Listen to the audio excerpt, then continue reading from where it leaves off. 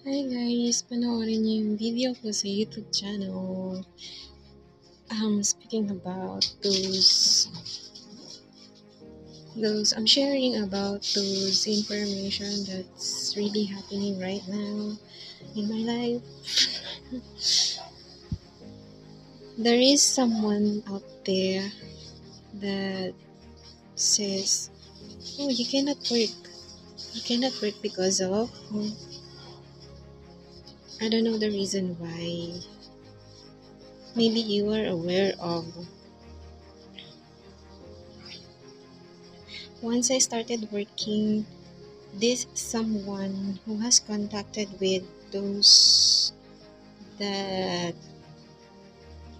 specific person will do something. I don't know what she can do. Maybe she would kill me. I don't know. It's funny though. It's funny because I was victimized by those people. Na, uy, hindi ka pwede may trabaho. You cannot work. The stigmatism na, wala naman ang sinasabi ko, nagsishare sila ng thoughts nila sa akin, tapos hindi sila secured, ganyan. Dahil nagkakwento din ako. Hindi sila secured, tapos ang gagawin nila, sasabotahin nila ako. Tapos natatakot siguro siyang mabulgar. Well, ang gagawin natin guys, ibubulgar natin sila isa-isa. So kapag nag-start na ako mag-work, mag-i-inform agad ako dun sa company ko na, nagagawa ng kalokohan sa akin kahit walang dahilan. I-secure niyo po ako, ipakasalan mo agad tong naninira na to kasi wala, parang pinaglihi po yan sa paninira Tsaka kriminal yan, pinakawalan yan sa mental. Tsaka hindi kinukulong. Na gumagamit ng bawal na gamot.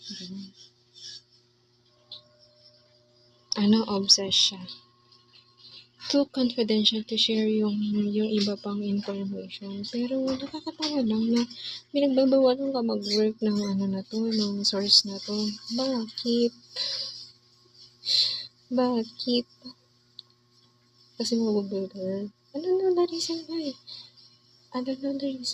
Kasi baka witch, ganyan. Kasi may naririnig ako na nag-ano siya. Pero nagdasali naman ako, tsaka nanghihingi ako ng prayers sa mga panlaban sa witch na to. Kasi parang tumapatay talaga